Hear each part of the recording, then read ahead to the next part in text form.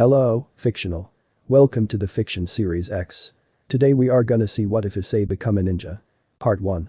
If you end up liking this video, please consider subscribe, so without further ado, let's get into the video. The evening sun was going down and a breeze lazily swept by the two travelers. They carried a strange set of traveling gear. A few bags for tents, a few liters of water, canned food, and of course a good supply of kunai, katanas, and smoke bombs, not counting the other various lethal gear they decided to bring. We should be there soon. After traversing through this mountain cascade, we will arrive at our destination.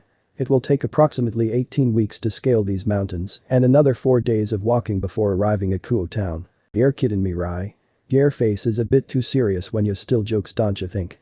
You could try smiling from time to time, Yakno. I'm not joking, pack your equipment, we're leaving now. Yakno, you're so serious I even think you weren't joking. Sometimes I wonder if you forget that you're a ninja. I also wonder why you even volunteered for this mission if you are only going to complain. Yakno, I just wanted to start a conversation with ya, Akame-chan. I keep telling you to stop calling me that. Stand up, we are moving out. Yeah, whatever, and forget you could always call me Ani-ch. Even in your dreams, I wouldn't. Do not suggest that again, Yukito Okawa-kun. I'm glad I at least get an honorific Yukito side. The two travelers packed and checked their gear before looking toward the mountains. Since we are ninjas, this should not take any longer than 4 hours. Akame said. Say, Akame-chan. When we get there, wanna go on a da? No. What about watching a? No. You really are hard to talk to sometimes, Yakno. Yukito said as he scratched his head. The two suddenly vanished and in less than a second reappeared on the other side of the mountain. Your banpu is sluggish, have you been slacking off lately? Criticized Akame. You wish him just a bit tired. Banisatepu, dubbed banpu by the Ninja Society, was a mobility technique to travel places at rapid speeds. Banisatepu translates into vanishing step. The technique is very complicated, requiring knowledge of the wind element and precise timing, usually making this technique take years to even be proficient at. The two continued to travel through the cascade. Hey, Akame-chan, you really think that the dragons are gonna be at this place? Our reports show no doubt about it. The Red Dragon Dryag has a male host that is a second year attending Kuo Academy. His name is Issei Haidu. The White Vanishing Dragon Albion has a male host with an unknown age. His name is Volley Lucifer. Serious, a Lucifer? A Satan class, maybe. This might be interesting, Yakno. Our reports have shown that Haidu, too, is a devil, although low class. Volley Lucifer also appears to be a half-devil, so it shouldn't be a problem, at least, not with your power anyway. Ah, Akame-chan, you compliment me too much. You're plenty strong yourself, Yakno. Anyway, I can't believe a Satan went around banging a bunch of human wom. Yukito-kun, please have respect for the Satan. We wouldn't want ninjas to be known for bad-mouthing other factions, do we? Akame said. Yeah, my bad. Not like anyone gone here or something. Anyway, we will first visit Haidu Issei since he is easier to track. Currently, he is under the service of a high-class devil named Rias Gremory. Seriously? The Emperor of the Red Dragon is a slave, not a Slavia's servant. Anyway, the power of the Gremory's family pales in comparison to you. Don't put it like that, I'm not that good, and you're making me sound scary. We will be undercover as transfer student attending Kuo High. Our uniforms and living spaces were prepared beforehand and we will be living relatively close to Haidu Issei. Akame informed. Oh, I'm gone pretending to be a schoolboy. But Akame-chan, this chance cannot be missed. I'm glad I packed a camera. Why is that? So I can take amazing pictures of you in a cute-ass school uniform. I thought you would say that. I thank fate for letting me find and destroy that camera. Akame-chan, you did what? Issei plopped down onto his mattress and sighed. Living in a 6-story mansion sure had its pluses, but since the elevator was broken, Issei had to walk several flights of stairs just to get to his enormous bedroom. I wonder when Butchu and the others will be back, Issei sighed. It sure is boring without them. Issei had decided to come home early due to feeling fatigued. Rias and the others decided to stay at the Occult Research Club room to discuss the current motives of the old Satan faction. Hey partner, said Drake. We need to talk. What is Ito, do you need some medicine? Issei replied as he sat up. No, I'm psychologically fine, but there's something coming this way that I don't like. You know how you're feeling fatigued and your left arm is working up more than usual. Well, wait, don't tell me, Issei muttered. Is it something like that time I was too near Azazel? Yeah, but this guy means serious trouble. He can work up your dragon arm without even being near you. However, your dragon arm working up is just an initial response to this guy's power. In other words, we can't gauge this guy's power yet because your dragon arm would probably react to any power that is potentially hostile. Drake explained. Do you think Butchu could take this guy on? I sure hope. But I could also say this guy would surely give you a hard time and even casualties. What the hell? What faction could have someone that strong? I thought the three great factions were at a truce, and the Cows Brigade don't seem to be acting up. There are a lot more factions than that, partner, probably hundreds or even more, plus the ones that aren't even known. Drake said. But that's insane. How are we gonna keep them all from attacking? Don't worry about it, partner, when the time comes, what happens will happen. You usually end up winning anyway, and who knows, this guy could be friendly. I'm going to take a nap. No, it seems like your friends are home too. Alright, thanks Drake for the warning. Issei heard several footsteps climbing up the last flight of stairs to his bedroom. The door suddenly opened and in came Rias. Hundreds of factions, huh? Issei. Are you feeling any better? Does your head hurt? Would you like anything to eat? Drink? But you? I'm fine now, thanks anyway. Rias walked over to the bed and sat next to Issei. Are you sure? Would you like to take a warm bath? I know it would make you feel better. Oh huo. Issei thought. Now that wouldn't be too bad. An amazing view of Butchu's body will energize me in no time. Just imagining Butchu's amazing firm breasts makes me want to jump up and run a mile. Issei? Asked Rias. Oh, yes. If you don't mind, that is, Issei replied. Anything for my adorable Issei. Ah, life couldn't be any better. My. It seems that Butchu is taking Issei for himself. I hope you two don't mind if I join, Yufufu. Akeno said as she slipped through the door. Akeno-san. Issei-senpai, I would like to bathe with you, too. Kaneko-chan. Issei, if you don't mind, I would also like to. Asia. Please don't forget about me, Issei. Zenobia said as she walked in. And so one by one, the girls of the Gremory household requested to take a bath with Issei. I'm in heaven, this is the best, Issei thought. And so to the bathroom they went. It was a luxurious room. There were 2 bathtubs, 4 showerheads, and even a hot tub to relax in. Issei, could you help me wash my back? Asked Rias. Yes, Butchu. Ah, washing Butchus's back is the best. It's such a slender figure, and it cranks up my lust just by looking at it. Rias suddenly turned around. Oh my, there seems to be something on my breasts. Will you care to wash them, Issei? Issei was in shock. Seriously, Butchu? Then if that's the case, I'll happily. Ifufu, we can't let Butchu get all the attention, said Akeno as she happily held on to Issei's arms. I'm sure you would also like to wash my breasts as well, right, Issei-kun? Ah, Akeno. Your boobs. Issei said. I really am in heaven. Ifufu, do you like them? Akeno. Don't you think that I should spend some time with my Issei? Rias said. I get him every night, so I think I deserve a chance once in a while. The two continued arguing. Issei-senpai, can I wash your back? There Kaneko was, standing there while covering her breasts. Oh of course, Kaneko-chan. Issei took a seat as Kaneko began washing Issei's back. Ifufu, it seems like our darling Kaneko beat us to it. Akeno said. Kaneko blushed a little but continued washing his back. Issei. I'll wash your legs. Asia knelt down and began rubbing against Issei's legs. Asia. Ah, it feels good. It seems I must take your other leg. Zenobia said. And so she did. My. It seems Issei has run out of room for us. Akeno said. Nonsense, replied Rias. She then walked toward Issei and sat on his lap facing toward him. Issei, I'm going to wash your chest now, okay? Butchu. My. I can't have you one up on me like that, Butchu. Akeno said. Akeno moved Rias over, so Rias was sitting on Issei's left leg while Akeno was sitting on the right. Both girls began washing Issei's chest and shoulders. This is sending me into overdrive. I'm gonna pass out. Akeno suddenly licked Issei's neck. There seems to be something here, let me lick it off. If that's the case, then Butchu also began licking the other side of Issei's neck. The next thing he knew, Issei's vision began darkening and his nose started dripping something red. Issei? Issei-senpai? And Issei collapsed. Issei's eyes slowly opened as he woke up. His memory was slightly groggy and he remembered that he passed out in the bathroom. What an embarrassment. I passed out bathing with Butchu again. Issei turned his head slightly to the right and to his surprise Butchu's wonderful boobs were right in front of his face. And even better, on his left was beautiful Akeno, completely nude. My life is seriously awesome, thought Issei. It seems you are awake, Issei. Issei turned to his right side again and saw Rias with a seductive look in her eye. You really had me worried back there. Maybe you should pay a little something for doing that. Sorry Butchu. It's alright, Rias said as she climbed on top of Issei.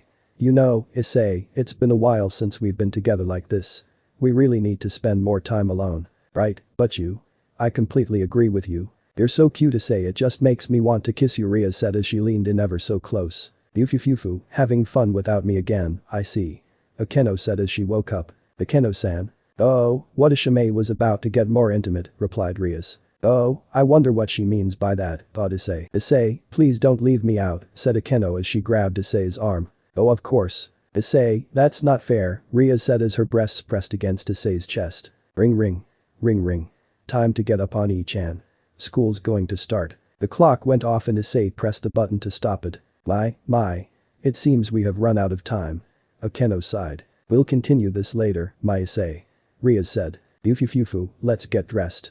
We'll be leaving soon. The two girls walked out the room, leaving Issei alone. Ah, that was amazing. Sleeping with my two beautiful senpais every night is wonderful. But I still need to tell Butchu about what Drake said yesterday. Issei dressed into his school uniform with his typical red shirt under. Issei then proceeded to walk down the many flights of stairs to the kitchen.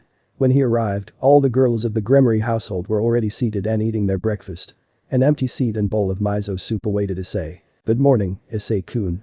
Asia greeted. Good morning, Asia. Issei, please sit down and finish eating or you will be late for school, said Issei's mother. Alright, mom. Issei and the girls of the Gremory household finished up their breakfast, packed their bags, and left the mansion to go to school. Now that Issei arrives at school with the school's female idols and multiple beautiful girls, nearly every guy attending Kuo Academy loathes Issei. Issei. Motohama and Mitsuda sprinted toward Issei with fists outward. Both fists connected to Issei's face and sent him skyrocketing backward. My. We'll be going ahead now, Issei-kun. Don't be late to class, Issei. Rias, Akeno, and the rest of the girls walked into the school building. I'm so unbelievably jealous. Motohama exclaimed. You get to walk to school with beautiful babes every day. I still haven't got used to this. Why you, Issei, why? Mitsuda cried. Now. My beautiful Butchu just happened to choose me because of my incredibly good looks and natural talent. Natural talent my ass. The only talent you had were getting your hands on rare porn mags. Motohama said. Well, I have talents that Butchu specifically wanted, replied Issei. What? What specific talents? Don't tell me every night. Seems like you two are catching on. Issei nodded. Why you? Motohama and Mitsuda simultaneously cried. The bell rang and soon, the students were in their respective classrooms. Issei was dazing out the window as usual. Asia was chatting with her friends, and all was normal. Okay class, settle down, the sensei said. Today, we have 2 new transfer students. Transfer students? I wonder if it's a girl or maybe a cute one at that. We've had lots of cute girls transferring in this year, so I sure hope so. Classmates were muttering and talking to each other. Yes. Now settle down transfer students, would you come in please? Transfer students, huh? Issei wondered out loud. The door to the classroom slid open and in came the 2 transfer students. A beautiful girl with waist-length black hair walked in. Her features were perfect. A curvaceous body, long beautiful legs, and a kind yet beautiful face. Issei's face, along with every other second-year boy in his class, blushed crimson just by looking at her. Her face, however, seemed quite serious, and that always put Issei slightly off edgy as if the girl was too good for her. Directly behind her followed a boy. He was probably half a foot taller than Issei and he had exceptionally good looks. He, too, had midnight black hair that was messily styled. Oh. She might even rival Rias senpai or Akeno senpai. All the boys were ecstatic. Oh, the girl is wonderful. Motohama exclaimed.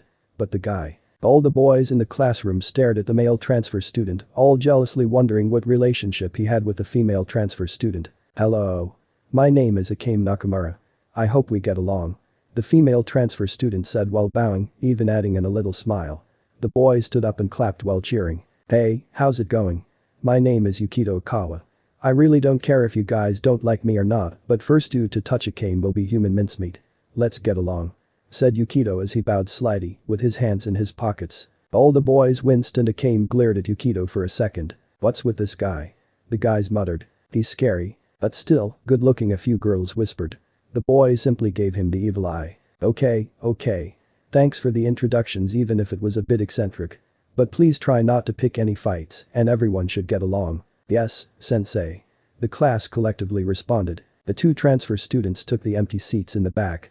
Right when Yukito passed Issei's heart skipped a beat and his dragon arm slightly acted up. No way could he possibly be the one Drake was talking about. Issei thought. During the lunch period, Issei quickly stood up and began to leave to go find Rias until the female transfer student, Akame, stood up and stopped him. Excuse me, but I don't believe we have introduced, said Akame. Ah, my name is Haidu Issei. Nice to meet you. Issei replied hastily. Out of the corner of his eye, he could see Yukito giving him a look with killing intent. Issei-kun is it? I was wondering if you could tour me through the shul if that's not asking too much. All the boys collectively gave Issei death stares and muttering, why always him? The frustrated Motohama and Mitsuda even said, Issei you lucky bastard. Well, I suppose I cowl. Wait, thought Issei. This girl seems to know that Yukito guy who made Drake act up. She's probably dangerous. Issei-kun? Asked Akame as Issei didn't finish his reply. I'm kind of busy today, maybe you could ask someone. No, I would prefer to do it with you. You seem like the kindest in here. You thanks for the compliment, but so you'll do it. Akame looked at him with an anxious but super cute face. Fine. Akame smiled and said, thank you, Issei-kun. Issei thought, whatever. She probably is harmless, it's that other guy I have to worry about. Plus, this girl is super cute too. Okay, let's go right now. Akame declared as she grabbed Issei's left arm. Yukito-kun, calm down. Yukito had stood up and had both fists risen as if prepared to fight. But, Akame-chan, what about me? Sit down, Yukito, Akame said with a death glare. Oh okay, then Yukito sat down with a defeated face. But if he does anything? Yes. Alright, now let's go, Issei-kun. Right. Issei and Akame left the room, arms still intertwined. Issei began the tour, showing her the classrooms and different floor levels. When they were touring school grounds, the two came close to the occult research clubhouse. Issei saw the flow of crimson hair and the beautiful figure of his butchu. Next to her was Ria's faithful queen, Akeno, also beautiful with beautiful long black hair that was tied into a ponytail. Akame held Issei's arm again as she saw that the two girls were about to greet Issei. Issei, Rias paused as she saw Akame, eyes narrowing a bit. Now who might this girl be, clinging on to my Issei so tightly? My. Issei, why must you get along with girls so easily, Akeno purred, although a hint of jealousy was in her voice. You see, but you, Akeno-san Issei, I want to go into that building. Akame said while holding on to Issei tighter. Rias and Akeno were now openly staring at Akame. She was pointing at the occult research clubhouse while looking expectantly at Issei. Only club members are allowed in there, Issei muttered. Then I'll join the club. No. This time it was Rias. You cannot join the club, you do not meet the requirements. And what might the requirements be? Akame inquired. Rias looked taken aback. This is bad if Akame persists, then Rias would need a big cover-up story to convince Akame. Suddenly, the school bell rang, indicating that the students must go back to class. What a shame, but don't worry, Issei's free and you can tell me requirements later. Said Akame.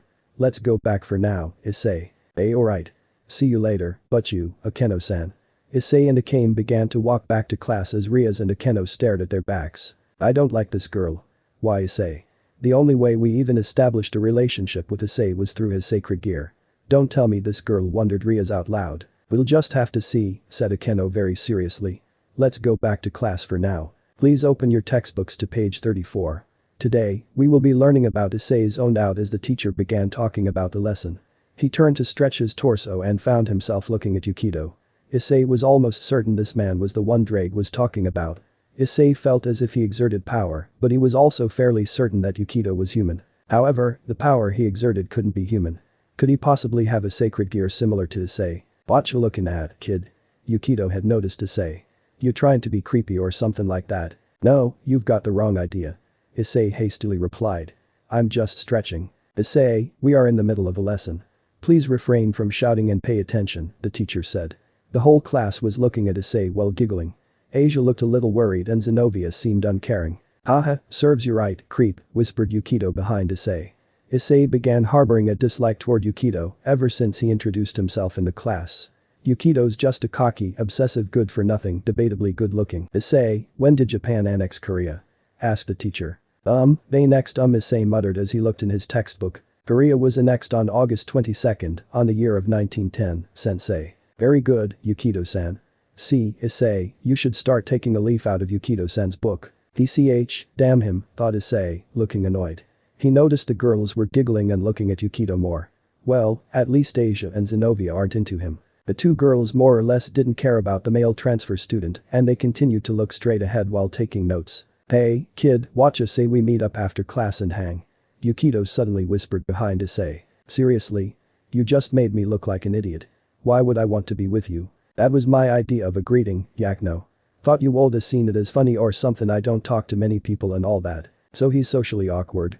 No, wait. He's probably trying to get me alone so he can kill me or something. Damn it, I wish I talked to Butchu about this beforehand, Issei thought.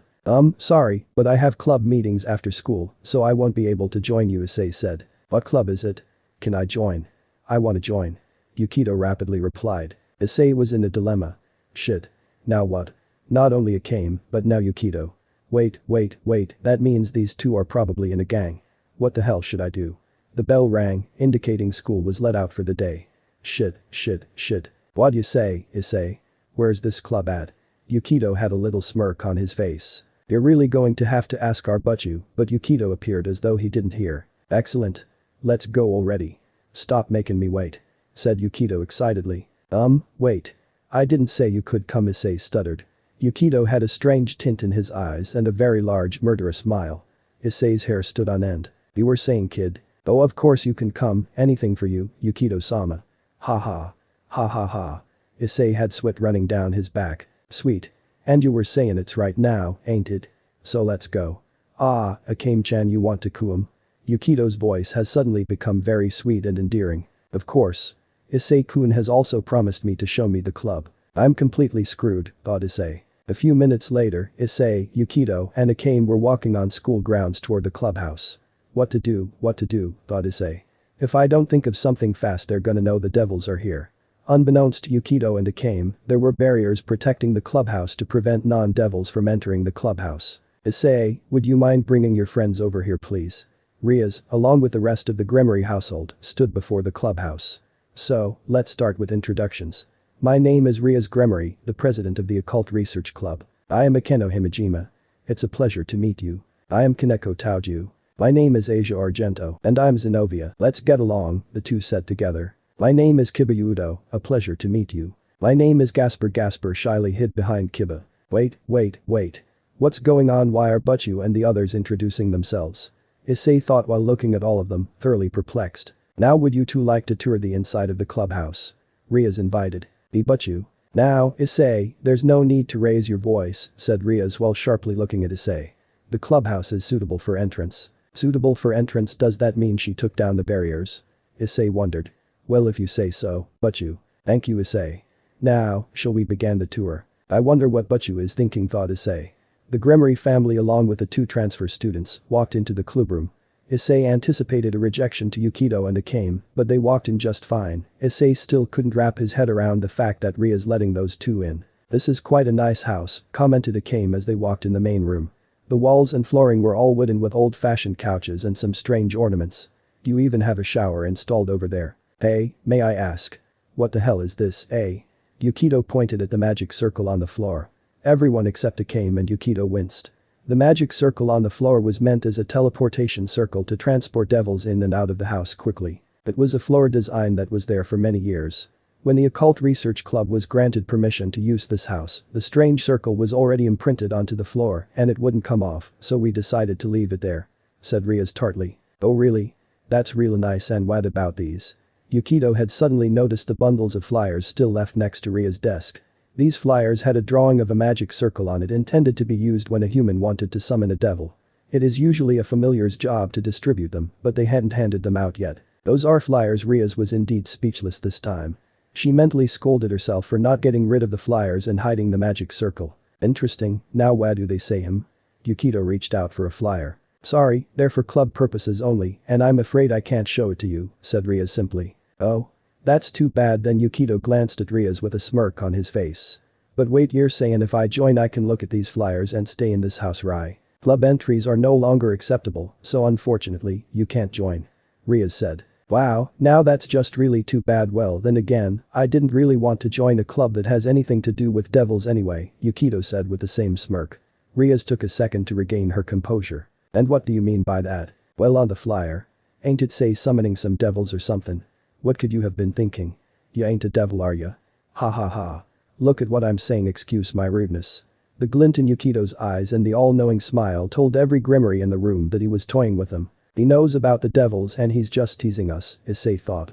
He's definitely the one Drake was talking about. Before Rias could retort, Akeno walked in with some tea. Here you go, some freshly brewed tea. I hope you enjoy. She distributed the tea on the table and Rias, Yukito, and Akame sat on the Victorian-styled couches. Aren't the rest of you going to sit? Akame asked. The rest of the Gremory household was standing behind Rias. Zenobia, Asia, and Gasper uncomfortably looked at each other as Kiba said, "We prefer it this way, besides, there isn't enough room on the couch." "I see," said Akame. There was an awkward silence after this. "So, Akame, Yukito, where did you two live before you came here?" asked Rias casually. We lived." Yukito stopped as he stared intently at his teacup. "Hey, before I answer that, Miss Tea Brewer." Akeno. "May I ask what is in this teacup?" "It's just a normal brew of green tea, Yukito." Akeno had a strange look on her face. "Really? Then why's there traces of magic all over it?" Akeno and Rias stared at Yukito, who was lounging about with the same smirk on his face. Akame, with a small smile, was looking at Rias. "You trying to poison me or something?" Suddenly, Kiba materialized his sword and Rias had a destructive magic circle ready. Zenobia had the sword Durandal summoned. Yukito calmly set down his teacup. "But you? What's going on?" inquired Issei. "I'll explain later, Issei. But these two are more important right now. They're dangerous and we suspect they are after your dragon arm," Rias said. "Must we fight?" asked Akame. "Be warned, you will lose." Rias tightened her expression and clenched her teeth. It was Issei's first time seeing Rias so angry. "What do you want with my Issei? Just go back to where you came from and stop disturbing us." "Woho. You really love your little baby Issei, don't ya? Lem tell ya, if you baby him more, he's never gonna grow strong." "And what about the tea?" "Bet it woulda tasted great minus the magic rye," said Yukito. Both Akame and Yukito were both standing on either side of the couch with Akame still examining her tea. "So you can detect magic," said Akeno while biting her bottom lip. "O' course. Lem sleep. A heavy sleep spell can knock a full-grown man out for 12 hours, and all that might've worked if you concealed more," replied Yukito with the same annoying smile. "You know what? I've had it with you, Yukito." "Boosted gear," shouted Issei. "Boost, boost, boost, boost, boost, boost, boost, boost." The dragon arm was increasing his powers by 10 folds. "Alright. That's enough to knock the fucker out. Take this." "Hiya." Issei charged at Yukito with his boosted gear. "Wait, Issei, don't charge in recklessly," shouted Rias.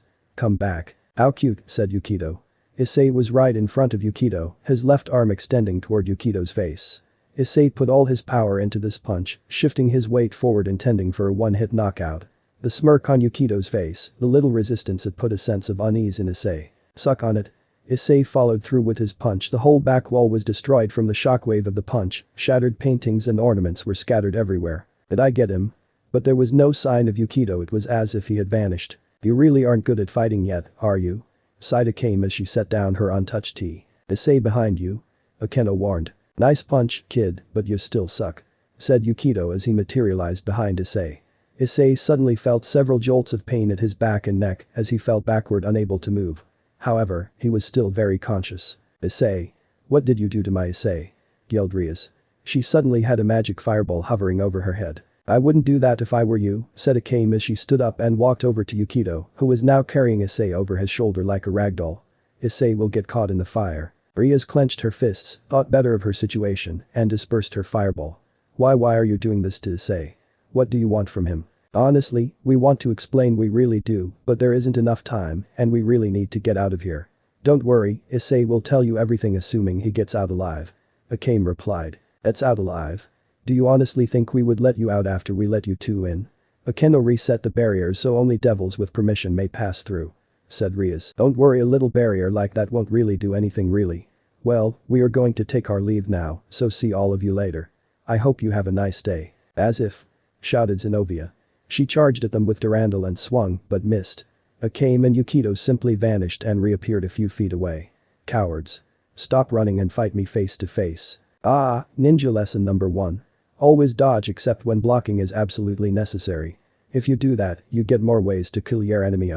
Kiba had sneaked behind Yukito and swung his holy demonic sword at an angle that wouldn't cut Issei, but Yukito caught the sword with his bare hands. "See, like this. I had to block it, so I did." "Who are you?" "I've never seen anyone skilled enough to catch a sword, much less Kiba's," said Rias. "Didn't I already say ninja lesson number 1? You could obviously imply that I'm a ninja."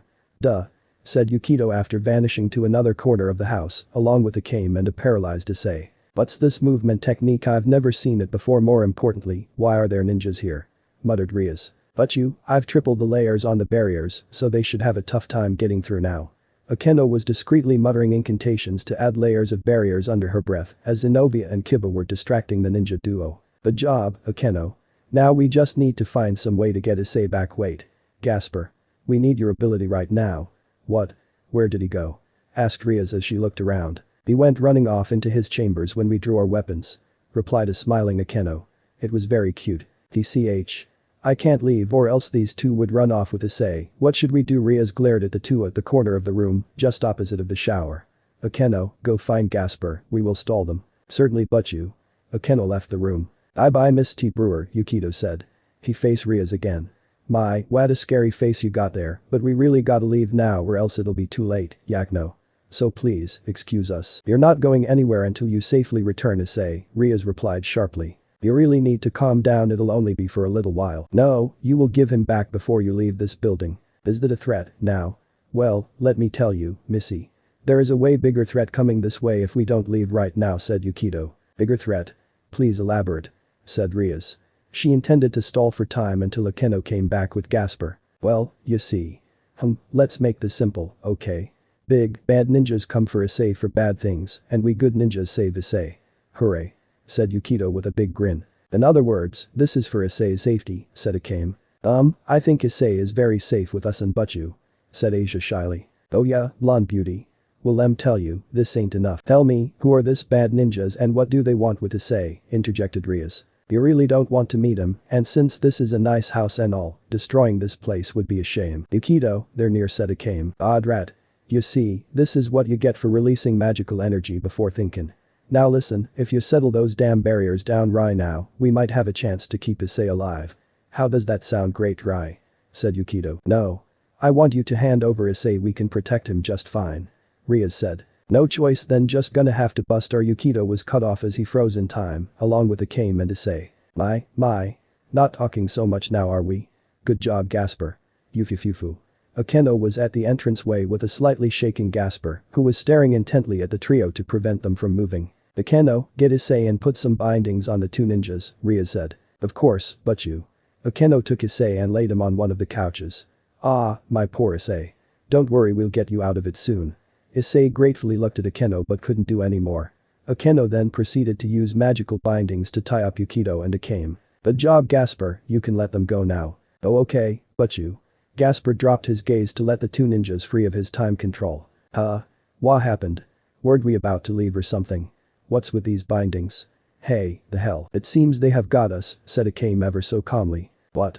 Preposterous. Wait, is that the little girl with time freezing powers? Yeah, that is her, it matches the descriptions I read about her in an archive before. I thought she's a vampire, what's she doing her? It's all your fault Akame. You were in charge of intel. Accused Yukito. My fault. Need I remind you that you were the one rambling the whole time instead of busy finding a way to escape? Well, how should I have known there was a time-freezing little girl in the house? Intel is never 100% correct. We have to adapt under the circumstances. Enough. And by the way, Gasper is a boy. Yukito looked shocked and disappointed by this, interjected Rias. Now, you two are going to tell me everything you know and want with Issei. She had a very harassing look on her face. Aw, shit. We are totally screwed, muttered Yukito. You bet your ass you are, said Issei as he tested his arm.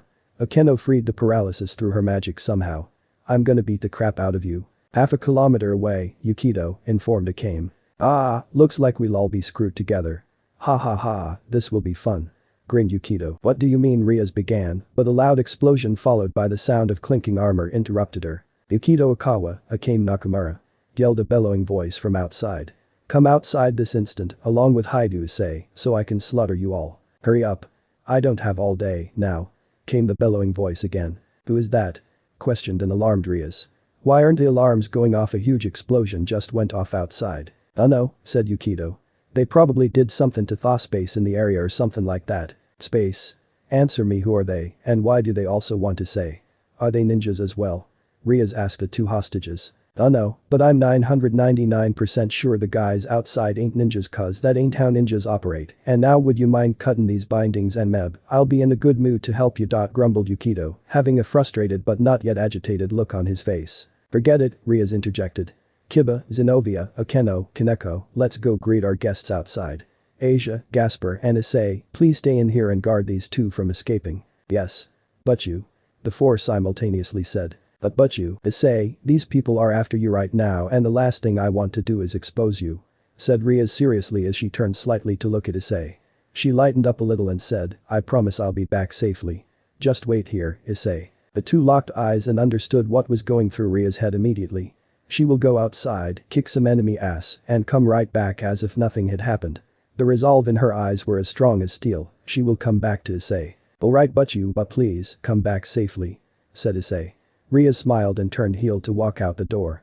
Gasper simply ran back into his chambers and hid in his box. Idiots, muttered Yukito. Akame remained silent this whole time. Hey Issei. You really gone let your precious prez go die for you like that, eh? Shut up. You don't know but you like we do. Issei shot back. You are somewhat closer to this girl than the rest of the devil family is, am I right? Akame finally had spoken. You can never be too sure who would happen. Risk should never be taken, cut us free and we will help you before it's too late. You're just trying to trick me to let you two free, so be quiet already. It was Asia. What do you two need with Issei-san? Asia? Don't talk to these guys, they're crazy. Issei said. We're crazy? How are we even the same age? You think like a 4-year-old. Scoffed Yukito. First your girlfriend's gone die, then you gone die, then everyone gone die, and it all your fault for not cooperating. Shut up already. First off, Butchu isn't my girlfriend, and second, our Butchu made her decision and wanted you bound, and you sure as hell are going to stay that way. Issei heatedly replied. A short silence followed afterward, and suddenly a loud boom could be heard outside. Issei and Asia had a worried look transfixed on their faces, but they did not comment on the interruption. Why are they going to die? Asked Asia timidly. Asia, don't talk to them, they're trying to trick you, Issei tried to interject. Issei-san, if this involves your life, I want to know about it. Asia said as she looked Issei straight in the eyes. Your life matters to me more than anything, and let's at least hear them out please. Another explosion could be heard outside. Issei turned toward the entrance looking as if he was going to run through it. Ah, blonde beauty, you are a lifesaver. This kid was digging my ears out with all his shit. I'm not doing this because I think you're right, I'm doing it for Issei-san's sake.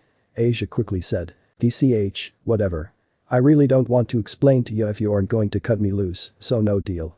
Said Yukito as he turned his head away. Multiple explosions, yelling, and clinking of armor could be heard now. Issei forced his head away from the door and looked at Asia, who was sitting down on one of the Victorian-styled couch. See, Asia, he's just a good-for-nothing. Yukito interjected Akame. Oh, good job, Akame. This is why you're the best, said Yukito. It was nothing. But Akame looked pleased with herself. What are you two, said Issei as he spun around to look at them, but they weren't there. The bindings were already slowly dissolving, and the two ninjas were nowhere to be seen. Well, Issei, Blondie will be taking our leave now, so see ya. Said Yukito as he and Akame materialized at the front door. Issei spun around again to find the retreating backs of Yukito and Akame, who were running toward the entrance. Wait. But how? Said Asia as she looked at the bindings and then at the backs of the ninjas. Never mind that. Let's follow them, Asia, stay behind me, said Issei. The two chased after the ninjas in hot pursuit. 20 minutes before, outside. The Gremory group stepped outside of the front steps of the clubhouse. A huge crater was seen about 50 meters away, but even stranger than the crater was the wall of red armor slowly approaching the clubhouse. A silk-laced and lacquered breastplate was worn by all the invaders, along with metal-clad skirts over baggy pants and iron-armored shoes. The bright, shiny helmet had chain armor over the neck area, along with a shiny headpiece to top it all off. All the invaders had their swords drawn, with another shorter sword hanging at their belts. A huge man stood in front of them all. With his shining armor and tall helmet, it really did make him look extravagantly big and important. His armor was also more decorated, with fancy etchings, and his sword sheath was incredibly detailed with paintings. The black cape on his back flowed in the wind. His face was clean-shaven and had a wide, sturdy build, and his nose was bent strangely as if it was dislocated. Another thinner and shorter man stood near him. He was the only one with his sword sheathed, and he, too, had a cape, but it was smaller and attached to the left shoulder. He had long, silver hair that reached his shoulders, peeking from under his helmet. He seemed much more aged and experienced than his partner. Who are you people? You are not any of the three I called for. Said the man with the bellowing voice. Patience, Heihachi. We should always try negotiation over violence. Fighting should be a last resort. Said the rather thin man standing next to Heihachi. Ah. Like they would willingly hand this Issei over. You know how these type of people are. Heihachi pulled on a face and said in a falsetto, oh no, not my dear Issei.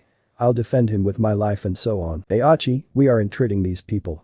Let's at least show some respect to our next victims. Pleased to meet you, ladies and gentlemen. Good evening, gentlemen, I am Rias Gremory. What might bring you and your team of men down here during this pleasant day? Well, you see, started Heihachi, but the thinner man cut him off. Please, Heihachi. "Let me explain to them," said the thin man. "Good evening, Mrs. and gentlemen, I am Araki Motokiyo of the Southpaw Lion Samurai. We are here on a diplomatic mission to retrieve High School DxD.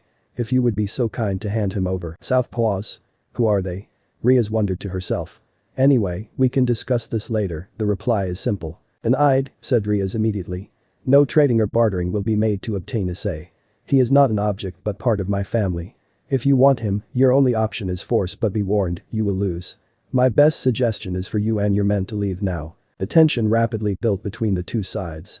Kiba and Zenobia had drawn their respective swords, and Kaneko was checking her boxer gloves.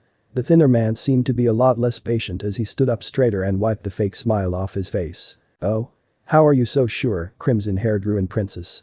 asked Araki shrewdly. Rias narrowed her eyes and said with mounting dislike, "And how might you know that name?" "Of course we would do our research before invading enemy territories. Let's see Rias Gremory, a third year of Kuo Academy who is secretly the sister of a Satan. Most precious to her High School DxD. How touching. Unfortunately, we will have to be taking him now, and you have my deepest apologies. I would prefer to do this without bloodshed, of course. You underestimate my family. I would advise you to turn around immediately and I'll allow this event to slip from my memory." Rias replied. "Ah, this really is unfortunate. It seems like not only will I take Issei, but the lives of your precious family as well. You really are a lost cause. You appeared to be a man with quite a bit more sense than your friend over there, but I guess I misinterpreted you. You should leave now, before trouble arises," said Rias. "I really don't think so, Miss Gremory. Our orders are absolute: retrieve High School DxD. We are not leaving without him," replied Araki. "Let's just smash him to pulp," said the enormous Aichi. "Smash us to pulp? You really are just a mass of muscle and no brain, aren't you?" said Rias. Aichi growled at the insult. "How rude, and it doesn't look like they are willing to cooperate," said Araki. "Looks like we must, but I really would prefer you say let us begin the fight, but yes, let's. You really won't leave, will you? Then a fight it is." Rias summoned her magic circle as her two knights charged forward in front of Rias with Durandal and the holy demonic sword in their respective masters' hands. Kaneko stood in place with her fists now raised. "Akeno, set a barrier to prevent outside damage, please." "Yes, but you." Akeno spread her wings, flew up, and placed both hands in the air, palms facing upward. A transparent blue force field came flashing down around the battlefield. The samurai made the first move. Aichi yelled a battle cry and directly charged forward, the other samurai following his lead. Araki simply stood at his same position and didn't move. Their numbers were not too overwhelming, obviously underestimating the level of the Gremory household. The only person putting on a good fight was Aichi. The other samurai were steadily being knocked unconscious by Kaneko. "Scum. Die scum, stop running." Aichi was swiping his katana at Kiba and Zenobia, who were both weaving gracefully around his strokes. However, when either of the two knights went in for a blow, Aichi would block, showing he was a formidable opponent to be able to stop two fast-paced knights at the same time. The kendo was still concentrated on the barrier as Rias was letting out a hailstorm of demonic magic on Araki. However, there was a problem. "Is that all you have, Miss Gremory?" Araki disappeared again, materializing a few feet away. A mini crater had been blown into the ground where Araki had been standing a second before. "I expected more. That's saying a lot, seeing as most of your men had already been taken down," replied Rias. "That's strange," thought Rias. His movement technique seems a lot like Yukido's back at the clubhouse. But Yukido is a ninja and this man's a samurai. Araki dodged again as Rias fired yet another light of demonic magic. Strangely enough, Araki had not counterattacked yet. Ria's magical power was slowly being depleted, she probably would be drained in the next 10 minutes. And then sweet scent filled the air. What was it? Perfume? Could perfume have such an intoxicating and addictive smell? Following the scent was a strong aura. The atmosphere quickly felt less hostile. The remaining soldiers and Aichi suddenly dropped their katanas and stood there in some sort of daze. Rias dispersed her magic circle as Akeno landed, dispelling the barrier. Kiba had dropped his sword and was acting like the other men. Only Kaneko, Zenobia, Rias, and Akeno appeared to be fine, and Araki as well. "Dratted goddess. I should have known that she would interfere if Yukido was here," snarled Araki. "Aichi, we're leaving, pick up your sword." "But Araki, it smells so good," hazily replied Aichi, his men murmuring in agreement. "Fools. Hurry, we must, before it's too late." "Too late for what, my dear Araki?" said a silky smooth voice. She was beautiful, with chestnut-colored hair that flowed like silk over her shoulders down to her waist. Intricate braids were worked in on both sides of her head that intertwined in the back. Circlets around her biceps shone, which seemed to resonate with her beautiful white toga. She had large shiny eyes, and she had a height of about 5 feet 8, and there was a small smirk on her face as she looked toward Araki. "Curse you, goddess." I don't have time to chit-chat with you. How rude is that how you treat a lady? Said the beautiful woman. Aren't you gods not supposed to interfere? Beggin. Said Araki with an angered expression. Oh, but you know dear Yukito is a special case. DCH this isn't going to plan, but I suppose I could make quick work of you and then move on. The door opened loudly and out ran Yukito and came, followed closely by Issei and Asia. Gasper timidly peeked out from the entrance door. Did we make it? Yukito's ain't dead are you? Yukito stopped short when he saw the woman, a small frown appearing on his face. There was a moment's pause. Yukito? The woman had flung herself at Yukito. I miss you darling. What the hell? Asked Issei. But you what's going on here? The woman was trying to rub her cheeks against Yukito while flaunting her rather large breasts. Akame had become stony-faced and tried to put as much distance as possible between them. I have no idea, Issei, but let's deal with these troublemakers first. Replied Rias, who looked equally as shocked at the woman's reaction to Yukito. Looks like I have no choice then. It's a 9% chance for my victory with you people, so the best thing to do is retreat now. Until next time Miss Gremory and hi do Issei. Escaping now really is hopeless Rias started, but then everything turned white and a ringing sound filled her ears. Moments later, color returned again everyone had dropped to their knees with their hands over their ears. Another crater appeared next to the previous one and all the samurai were gone. What was that Rias said as she stood up. Everyone brushed themselves off as well. It seems they got away, said Akeno. Hey, but can you tell me what happened? Asked Issei. Of course Issei, but let's not be rude and introduce ourselves to our new guest first. Who might you be, young lady? Asked Rias as she, along with the others, faced the beautiful woman who was trying to get a kiss from Yukito. You really don't want to know started Yukito, but the woman cut him off. Now, Yukito. Don't say that, it will make me sad. She said as she pouted at Yukito. Akame's left hand twitched. Now, for introductions. Pleased to meet you. The woman stood up straight and elegantly. My name is Aphrodite, the Greek goddess of love. End of the part 1. So how was this story? I hope you like it. And if you like it share this movie with your friends and like the video too. And don't forget to subscribe our channel for daily awesome fanfiction. Okay it's time for me to go. Bye bye.